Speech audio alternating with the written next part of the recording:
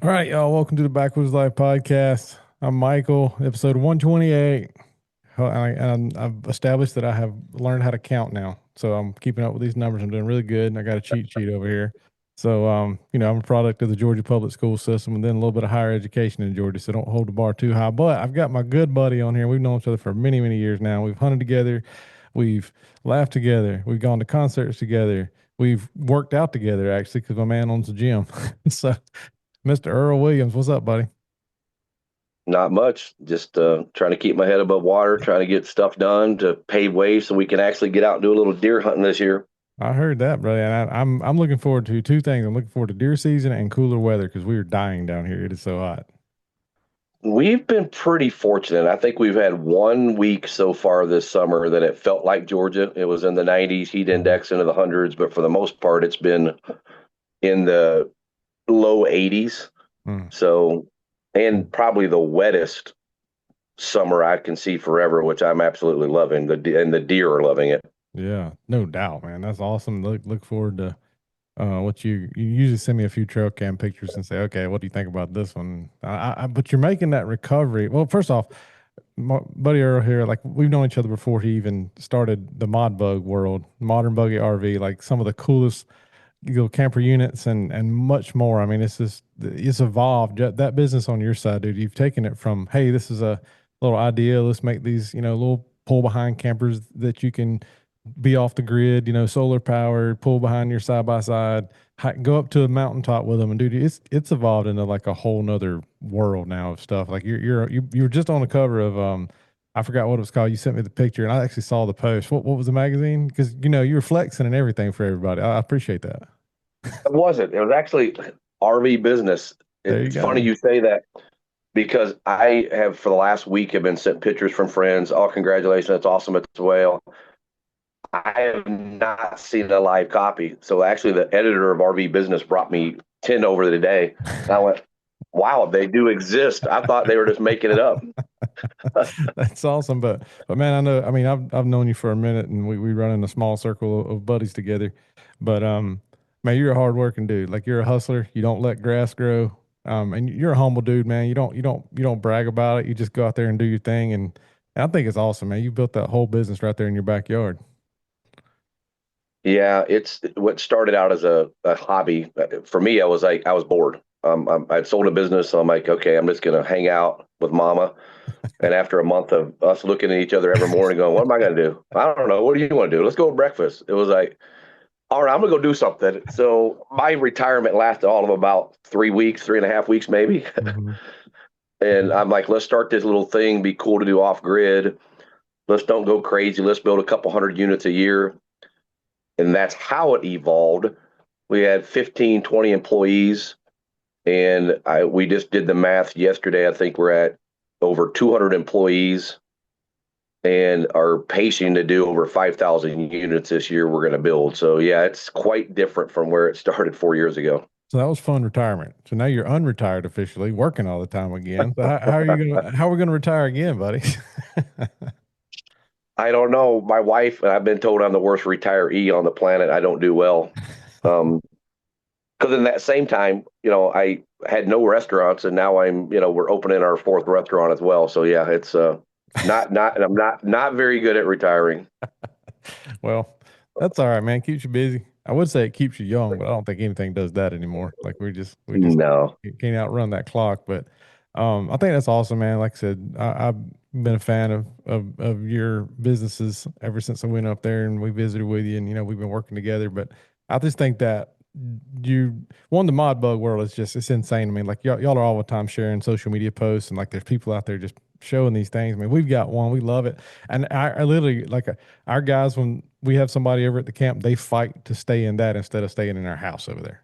Like Mhm. man, I got my own little world out there. I got me they like it really because that air conditioner works really good and it gets really cold in that thing. So they all fight over that for staying down here in this Georgia heat. But it's pretty cool, like I said, we use it, we pull it around sometimes, but we use it for, extras at the camp and it's perfect for that. And then, you've evolved these things into got, I mean, and I don't know how many people have seen like the videos we've posted on it, people in that area or my friends, and they like, hey, I want to come look at that thing, and then Mhm. next thing you know, they're like, oh, I'm fixing to go buy one of these at one of these dealers. You got dealers all over the country now with these things, which is awesome. And I don't know, I just think they're super well thought out units. They're really cool, and man, we'll open up the little back sink and cooler on a refrigerator cooler freezer on the back of ours, and we just got like our little bar set up around the campfire and stuff like that over there. And everybody's like, man, this is pretty daggum neat little thing. So anyway, I'm bragging on you whether you want me to or not. Yeah, I appreciate it. And it's funny because it is turned in. I mean, we sell them obviously nationally, but it's amazing me in the summer how many buddies I have locally that will go, hey, we're having a party at my house this weekend. Hey, can I borrow one of those for this weekend? Just as just as an extra place to like hold people up at their lake. So it kind of turned into not only camping, but it's like a built-in Airbnb if you want friends to come over and stay at your place. I thought about just buying about 4 or 5 of them. I'm just going to do like portable hunting camps. I'll just rent them out and go set them up for people on the weekends. And that'd Yeah, probably be a little side hustle right there. But they're perfect for that, we're man. Actually, probably missing something. That's an go ahead. No, I said we're probably missing another business opportunity Yeah. because there's all these little tent cities, little tiny houses, and I think in Tennessee, you can go to Tennessee and they got these little bitty tents just hovered off the ground that people go spend hundreds and if not thousands of dollars for a weekend to stay in these things. And these little buggies are way better than that. You could probably buy you 20 acres and throw about 20 of these things up and probably make 2 million a year renting them. All right. Don't everybody don't listen to that. Don't listen to what we're saying. It's a bad idea. Don't do it. It's our Exactly, idea. exactly. We just patented it right here. Um, but with all that being said, man, like you designed that to be an off the grid little hunting rig, and I mean you're one of the biggest hunters in my friend circle. I mean you love to shoot deer as much as anybody on this planet. So how's that looking for you up there? I know you guys got hit by EHD a couple years ago, and are we kind of getting back on track now? Yeah, I was obviously, we talked a lot. I was devastated. I mean, I spent the last 7 years, I bought a big farm. I I thought the greatest sanctuary, bedding, cover, stand, food plotting, spent hours and I mean, it'd be just crazy amounts of time to finally get my property and farm where it was, right? It was Hmm. as good as anything in the country. And 2.5 years ago, EHD, I mean, it didn't just wipe a couple out. I mean, if I had 155 deer survey on my farm, I might have had 5 deer left. It was crazy. Yeah, that's unreal, dude. And for y'all listening out there, if you've been kind of shaded in your deer hunting life, and EHD is erotic hemorrhaging disease, and it's where basically when you have a dry summer and your water levels go down, these little midges that live in the mud, they'll bite your deer, and because the deer are Hmm. going down there to drink water. And not there's so many variations of EHD. I think I forgot how many strands of it are, but there's only a couple strands that kill the deer. But obviously, those are the ones that show up, and when they show up, it gets really bad. And like you're saying, you lost 90+% of your herd. So, that's unreal. And I mean, you were sending me pictures and telling me like, dude, you can just walk outside and smell death everywhere. Like it was terrible. Oh, it was absolutely horrible. And you kind of wonder, right, how are we going to recover from this? And I've talked to a lot of people, some of the people in your community, Lee and some others that have kind of gone through that. And I've heard people say, man, it's tough, but give it 3, give it 4 years. Sometimes that fourth year back, you end up having some of the biggest and best deer you've ever had because those deer kind of had enough strength and immunity to get through that. So they're better, genetic deer. And so, and if you've got the right habitat, the right place for them to live, if there's 5 that lived on mine, there's 5 lived on the neighbors and 5 lived on the other neighbors. So the idea is hopefully those 5 and 5 and 5 will come live over my farm. If it's a good enough farm, and then it was also an effort to, man, we nailed the coyotes. So I'm like, if I'm only going to have 5 deer live and 3 does are going to have babies next year, I can't have 50% of my herd ate by a coyote. Mhm. So I think year 1 of the HD, year 2, I think we trapped and got out 35 plus coyotes as well. So let's try to preserve the deer herd and get as many making it as Mhm. possible. So I'm surprised. I'm in I think it's 3.5 years now, going into four, and already this year, I owe you pictures. I've been holding out on you.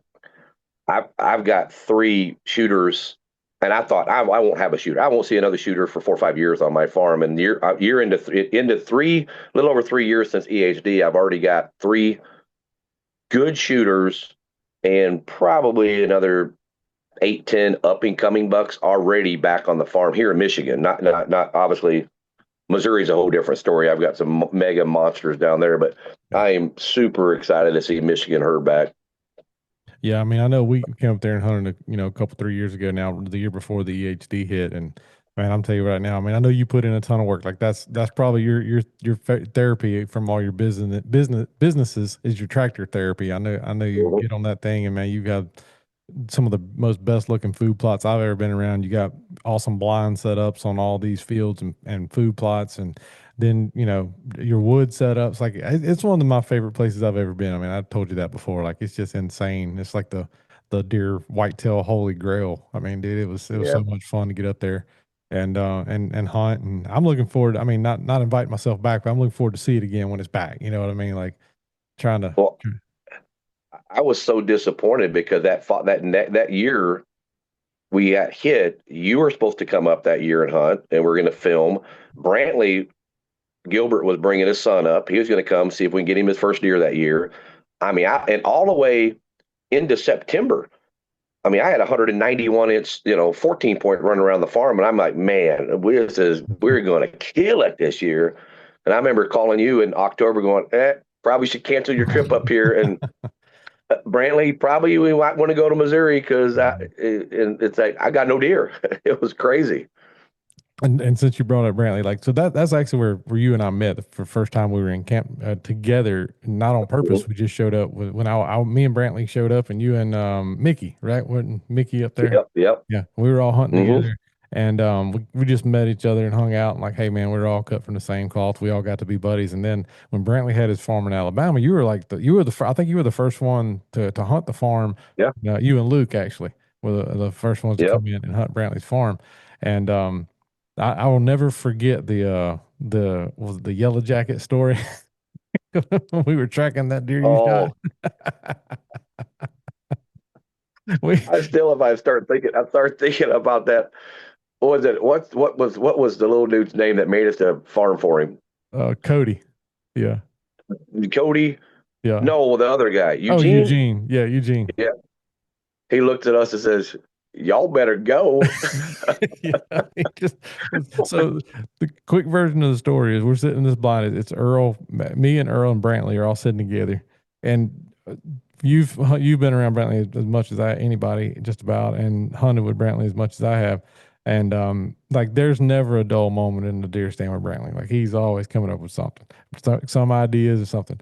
But this big buck walks out and you shot him, and he goes, plowing off through the field. He drops off in this hardwood bottom, and we're like, high five and celebrate, like, man, that's awesome. And I was videoing, and we get down, and we call the crew, and everybody's like, oh man, Cole, we'll all ride over there to the food plot, and it's just big, giant field, and we get to the edge of the woods, and we're tracking blood. Okay, that looks good. He didn't go far, and we know he's dead, and then we're going along, and Eugene's up there ahead of us, and all of a sudden, like you said, he goes, "Y'all better go." And we're like, "What is he talking about?" And then I heard you going, start screaming. And I was like, "What's happening?" And we all stood on top of this yellow jacket hole, and they're just blowing out of the ground, like they're coming after all of us. And Eugene's just walking like real slow off in the opposite direction of us, and Oh we're all yeah. just running back to the field. And old Cody, that he's helping at Brantley's farm too. Next thing I know, he's running out through the food plot, and he doesn't have nothing but his underwear on. He's No, he running stripped just off. stripped out. Brantley had undone his fanny pack through his fanny pack. He's about to strip down. I was like, y'all did not sign up for this. Well, I I know mean, you were running behind me, yeah. tried to catch me to swat him off my back, that I was running so fast you couldn't get him off my back. So I'm like, trying to get him off me. I I can was see getting, it. I can see him stuck in your shirt. I'm just trying to get it there, like hit him off of you. You're like, dude, I'm like, slow down, Earl. You're like trying to get away. Oh, man, Oh, that was tragic. I remember being like 5 hours later, we're on the porch at night and being so like still in shock over being stung to death, dang near that. I don't know what hit my back at 11 o'clock at night, but I like jumped off the porch and everybody started laughing again. we all got PTSD from that. Like if anything jumped on us after that, we're like, whoa, whoa, there's another one. Oh, Oh man. gosh, that was I, so funny. everybody listening, I mean, it's one of them you had to be there stories, but you can just get a visual of a bunch of grown men running through a food plot wide as they can, half of them throwing their clothes Yeah. off. And I was like, man, if he loses his drawers, I'm just going to keep running to the house. It's one of those things you almost didn't know what to do with. We were thinking of like we were taught like with a fire, stop, drop, and roll, run, take your clothes off, jump in the pond. It's like we didn't know to, crap or go blind. What do we do right now? All we knew how to do was run back through a food plot through a bunch of turnips and stuff and just look around Yep. like, what do we do now? Oh, Oh yeah. good Oh, time. good times. Yeah, that was like I said. I mean, Oh, that's just one story, bro. Like hunting together for a while, and then when you and I went to Texas together. I think that was the first time it was just me and you, other than hmm hunting Brantley, and yep. had a good time out there. We shot some deer, shot some all dad, just had a ball out there, and then we went back mule deer hunting, and you killed like first morning. It took you about 15 minutes to kill a giant out there. So I mean, you got a pretty good track record on the hunt schedule. I do, and I think you beat my record. I think that first year down there, it was the largest mule deer ever shot off out of the canyon. And then I think the next year I didn't go down there with you, and you shot the bigger one than me.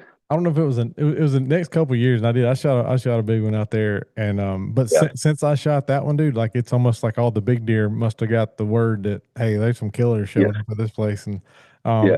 we shot some decent ones. But I was going to tell you, and we'll do it live on this podcast. Matt's got the cameras out. You're number one on the list for this year. If we get a good one showing up, you know what I mean. I know, like last year, there really wasn't much for us to shoot out there. We shot Yeah. one. And it was a buddy of mine that went out there and it was his first mule deer, decent buck. But Mm, I told because I talked to Matt the other day and I was like, all right, man, I'm gonna tell Earl like if we get a good one showing up, he's back on the saddle, like he's back in the driver's seat there. So I'll yeah. keep you It posted. was yeah, it was nice. I like it down there. Yeah, man, that's fun. Like I really like hunting that canyon because like well you didn't get to experience it as much because you just kind of had that first day luck and that deer was so patternable. But getting up there and getting on top of one of those ridges and watching those bottoms, man, Yeah, that country out there is awesome. So, but we'll get back out there, man. Hopefully we'll get a good. couple shooters this year. But so you said Missouri's looking pretty good, huh? Yeah, I would say it's the best and I've done with that. So I took over a farm down there, and now I'm in my year 5. It's almost for me, it's kind of like the magical 4 or 5 years. You take a farm that someone else had managed, maybe somebody else had hunted. You put food plots, you put your heart and soul in it. So I'm at year 5, and it's incredible. And I don't know what stats. I mean, I've seen the Dr. Deer and all this, but we've talked a little bit about wet. It's the wettest I've ever seen it down in Missouri. And every year I've noticed when it's dry, the deer's got thin horns. Mm-hmm. They just don't got much mass. When they get a lot of rain down there in that soil, the mass, the growth, it's incredible. I think I've literally put 7 shooter bucks down there. I mean, when I say shooter bucks, I mean all over 155, 160-inch deer. And there's a couple down there walking that are probably going to be pushing 200-inch. Wow, that'd be awesome, dude. That'd be awesome. Yeah. And it takes, I've had to manage it. I mean, it's tough. You said earlier, how do you get much, how do you do much when you're so busy? Mm-hmm. One thing I always try to prioritize is the deer hunting, because if you don't put the sacrifice in now in the summer, and yeah, you're busy, and yeah, it's, hard. What are you going to do? You're going to get into season and go, I wish I would have. I wish I would have. I don't have the deer I had. Mm-hmm. I've literally made 5 trips down there. I've gotten up at 2:30 in the morning. I've driven 7 hours one way, worked 8 hours, 9 hours, all the way until the night, get in the truck, drive 7 hours back home. I've done that 5 different times just to put food plots in, to have the right cover, have cameras out. So it takes work. I mean, everybody goes, it's not easy to shoot big deer, and you can do it wherever you're at, but you have to put work in to do it. I agree, man. And that's the thing. I mean, and you've done a good job of finding the right dirt because then you can grow those Yeah. big deer. But it's still, even because you can have the best farm in Missouri, Iowa, wherever. But if you're just, I mean, I'm not saying you won't get lucky and kill a big deer, but if you go and do the work you're talking about doing, you're going to have all the deer. You're going to have your neighbor's deer. Then you're going to, give it time. They're going to live there and then they're going to grow up and that's the key. Is not just, well, yeah, anybody can kill a deer if they, big deer if they got the right dirt. But if you still don't do the work, it's irrelevant. It doesn't matter. You can still get lucky, but that don't mean it's going to be Mhm. consistent. No, it's the different than the guy that's got three or four nice trophies on his wall, or walking into somebody that's got 20 or 30. Hmm. It's the consistency that you put in. You can go anywhere in the country, pay an outfitter, get a great, go get a great hunt in Kansas. You can kill a big deer, but not everybody has the money and the opportunity to do that. And even if you do, you might do three or four a year. To find somebody that's truly got a bunch of trophies on their wall, you will find that they're the ones that are consistently putting in the work year after year after year. It's not by accident. It's because they're putting the work in with their stand locations, their plots, and learning how to hunt their deer. Exactly. And that's another thing is I said this on several podcasts now that you got to be realistic too. You can't kill a 200 if there's not a 200 to kill. And at the end of the day, you Right. got to Absolutely. got to put yourself in a place. If that's your goal, then go for it. But also have realistic expectations. Cause like here in Georgia in our woods, I mean, we got some nice deer. We don't, I mean, in the state of Georgia in general, yeah, we've got 200-inch deer. But in the areas that I have, like my family farm, we've killed some, 60s. We never broke 70. Then our lease over there, I mean, a big deer over there is in the 40s. But it's also, we've Hmm. taken that land where the average deer was 115, 120, and we've turned those into 130s and 140s. So same principles like you're talking about. You're going out to Missouri where the deer may have been average of 160s, and you've taken them to 170s, 180s, 190s, Yep. and by doing the work. I mean, simple as that. Yep. Well, and I've got two farms in Missouri, and the other farm isn't as good. The best deer I've seen on that other farm is probably 145, 150-inch deer, and it's a good deer. Hmm. And if that's all I had to hunt down there, and that would be the deer I'm shooting this year, right? But Right. it's between the pressure, between the habitat, it's just a little bit different where that farm is and how it lays out. Yeah, of course, there's a chance of a deer sliding in and rut, but that farm not right now is not, and I can't see it going to be a 100, 200, 180, 200-inch deer farm, and that's okay because Seth, the boys, I mean, it's still a good quality deer. Hmm. Exactly. And that's at the end of the day, what I tell everybody, just go out there and have fun, shoot what you want to shoot. But, if you're gonna have the goal to have big deer, you got to put in the work and you got to give it the time. And that's the time is the hardest part. Because I mean, it's really hard to pass a stud 3.5-year-old deer. You know what I mean? I No, mean, you yeah, sit there and look at, I mean, some deer, you and I both have passed deer that we look at and go, golly, man, when I was 20 years old, that Joker wouldn't have a chance. And no. and now it's kind of like, all right, well, I'm gonna let him ride. Maybe he'll make it. And it's bigger deer than a lot of people have ever killed. But you know what I mean? It's all by choice. Well, I've had several years in a row in Missouri that I went down there and spent, I don't know, thousands of miles driving, thousands of dollars in lodging and food, gas. And I've left Missouri empty handed a couple of different years because for me, I refuse to pull the trigger on a 130, 140, which if you do, no problem. Knock Hmm. yourself out, but I didn't want to. Yep. And I sacrificed not taking something, knowing that I'm probably going to get a million people going, you kill anything? You kill anything? You kill anything yet? Hey, you got Mhm. anything on the ground yet? Are you any good hunter at all? And the internal pressure to go, I'm just going to freaking poleaxe the next day 130 that shows up. It does take a lot of I don't know what you call it, heart, gumption, or whatever to pass on deer trying to make it to if that's your thing. Like I Yeah. said, I mean, it is not everybody's thing, but it can be tough. But here's what I figure. Here's what I've learned. If you do, and if you can, guess what? You're going to sit in a stand instead of seeing one or two, occasionally 130s or 40s. You're going to sit in a stand and every night see 4 or 5 130s, 140s, 150s. It just becomes different, but it's a hard thing to get there and do, and sometimes it just takes a lot of years of hunting and killing things to be willing to be that patient. Yeah, no, and I mean, and yeah, everybody that's watching this video part of this thing, you can see my wall every podcast. This is my office, and I've got a bunch of deer in here. But if y'all go to Earl's house, I'm going to turn mine off. Like I'm just going to turn my screen off so you don't even see my wall. If you go look at Earl's room, he's got a whole living room that's bigger than my whole metal building right here, just slap full of giants. So I mean, I trust you. My boy knows what he's talking about. Yeah, I try for sure. Yeah, he's too humble, y'all. I'm not gonna lie. He's just that guy. Like, yeah, I killed a bunch of big deer. I'd rather just show you than tell you. Hey, that's words to live by. I'll show you then tell you. That's the most of the guys that talk a big game about. Oh, I do this and I do that. They don't. They usually don't even pull their tag. But Well, it's like um, that anything. The guy that says they're the bad guy, the ones that can't fight, the one that says they can do something, they got money, they probably ain't got money. It's like just be you and do you. that's right. Um, well, shifting back gears right quick. What? So in the mod bug world, is anything new for this year that you guys have kind of set forward?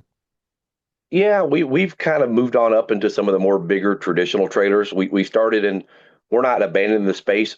My heart is adventure, off grid, small deer camp kind of stuff. But then, we've also gotten up in more of the family size units. So I mean, we started building 10 footers and 12 footers and 16 footers, and now we're going to be releasing here at our RV Expo here in a few months. We'll have some 33-foot units Oh, with big slide outs on them. So more of your traditional family campers. You don't want to get you want a temporary living. You want a little extra house. You can buy one of these 33 footers and go throw it at a campground up the road from you, and have your little second place to go hang out. So we're that's kind of been our focus this year, is to take our quality and our product of what we're building, but now kind of take it up a scale and get more into the mainstream of the RV industry. gotcha, man. That's awesome. Like I said, just to watch this thing grow from outside looking in, and y'all really do a great job of thinking things out and adding, putting new features on stuff. I mean, I see the videos all the time. Like I sit around as me being just a redneck hunting guy. I mean, I'll see some of these features. I'm like, man, that's pretty well thought out. Like the one that sticks out to me is in one of the units I saw. There's like the drawer that pulls out that's got the dog water bowl and feed Oh bowl yeah, the like dog. hung there. Yep. I was like, dude, that who? I mean, like sit around like that's an awesome thing. Well, and here's the thing, and I've said it forever. And I've been in the RV industry now for 36 years. Is not everybody. It's not a blanket statement, but I would bet you over 80% of the RV industry's um, GMs, product managers, guys that are building units, making decisions, have never camped a day in their life. They're not getting in an RV. They may be listening to some folks here and there, but they're putting what they think that it should be or want to be. You can really tell the difference within the RVs up here, the brands, the OEMs that are listening, but also really listening, but also the ones who are actually campers too. Hmm. And I think that's kind of where the difference is I mean, one, we care about what people think, and I really listen to shows, but I also camp at our stuff. Deer camp, I usually at least one or two trips a year will pull one or two of our RVs down to deer camp, and I'll camp in it. Hmm. What's it missing?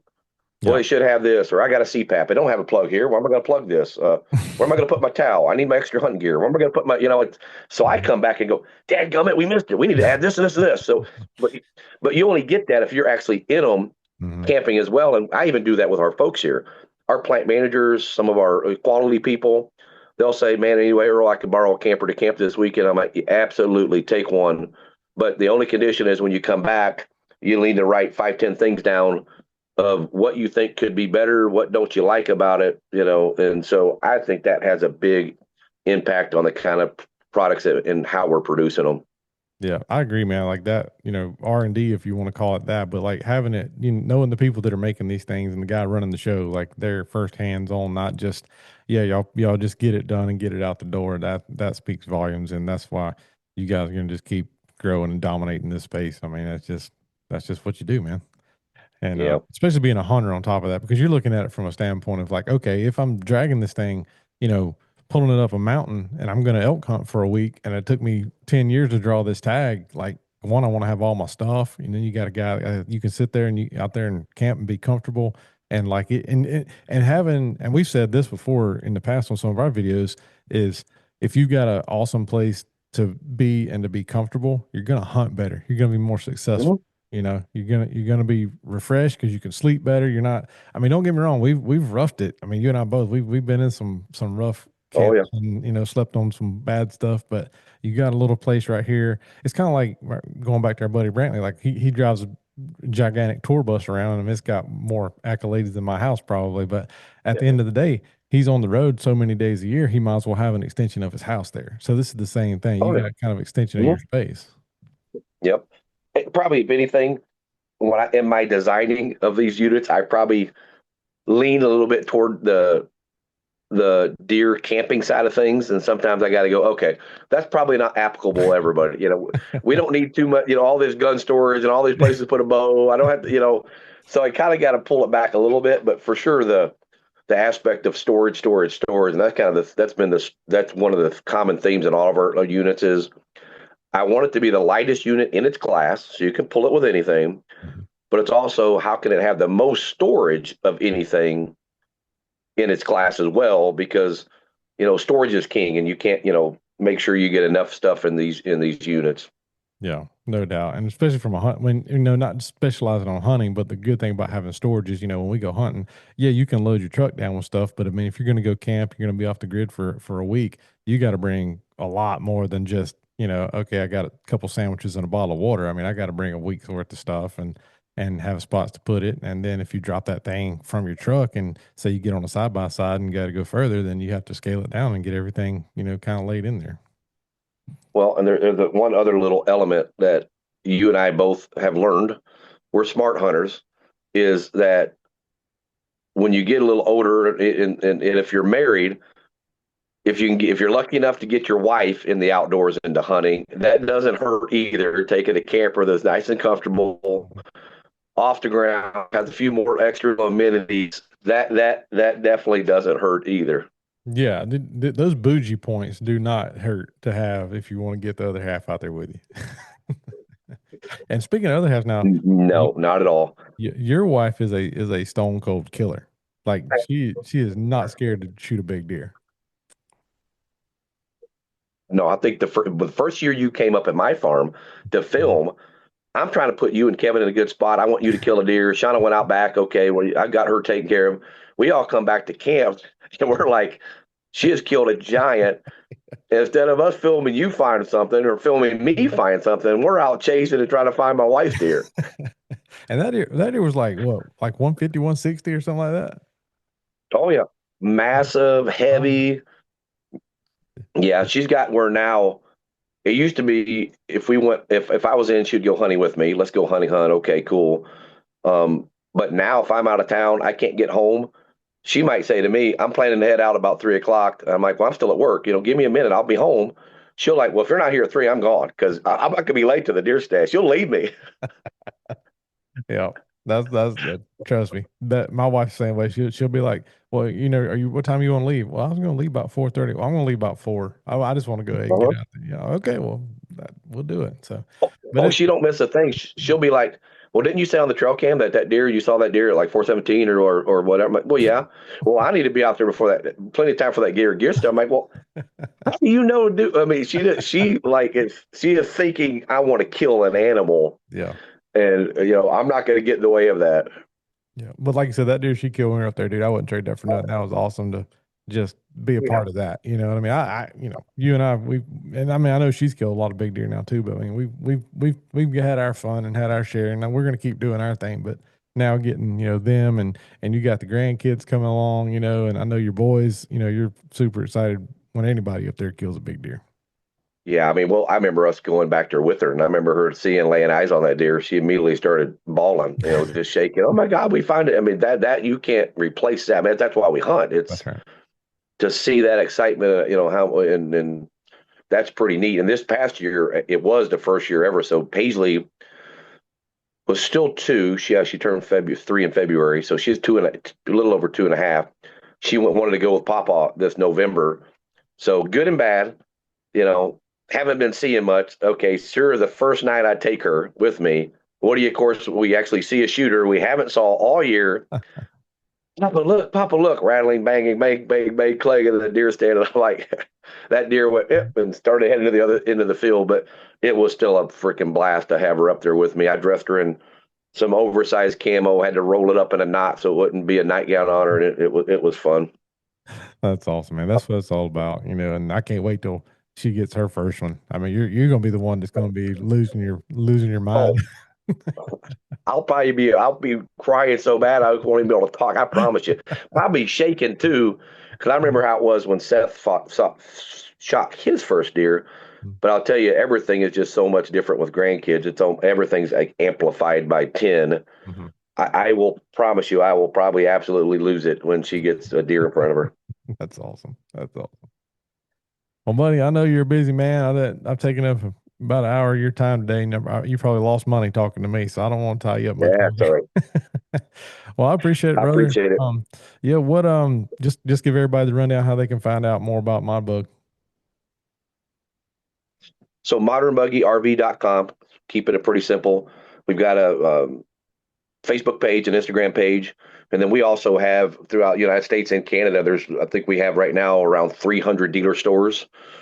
So pretty dang near every state in the United States of America, there's a dealer set up somewhere. And so if you go on our website, modernbuggyrv.com, there's a dealer locator. You can go there. You can check out, who's got something near you, check out inventories. I'm really pretty good about Facebooking. So, we have a lot of people go on our owners or potential owners group and just ask questions. Hey, you guys like the stuff? Don't you like your stuff? And I try to respond to as much as I can when I can, but that's probably the best way. There you go, man. See, the guy running the show is firsthand, hands on with all of it, from design to answering questions. That's what it's all about. And I want to give a shout out. I mean, up in your area, your restaurants, the Flat Rock Grill, and more. Yep, we just bought a brand new restaurant. I'm in the middle of remodeling. It's going to be called the Nest on Eagle Lake, and so it's going to be a little bit more, little more finer dining steakhouse. But we have three other restaurants in Michigan and Indiana that are Flat Rock Grill. So there you go. If y'all are in Northern Indiana, Southern Michigan, definitely go in there. You never know who's going to show up with Earl's restaurants up there, and anywhere from Brantley might show up. Lee Bryce, Michael Ray. I mean, you don't ever know who's going to stop in there and play some music one night either. That's a fact. Trace Atkins, Craig Campbell, a whole bunch of people come through. There you go, man. So that's awesome. Like, I've been up there, and when we were up there deer hunting that time a couple years ago or so. Great food up there, great bar. I mean, good time, good people. So if y'all in that area, check that out too. And then yeah, check out Modern Buggy RV. I can't brag more on my buddy and all that they've done there. Like, every time I look at a video, I'm like, wow, there's something more, even better on these things. So y'all check those out. Great little portable hunting camps. Anyway, you're gonna be off the grid, on the grid, doesn't matter. He's got something for you. Thank you again, Earl. I appreciate you, buddy. And we'll get you Yep. back on here soon. After deer season, we'll compare stories. How's that? Awesome. Sounds good, buddy. Thank All you. right, buddy. See you.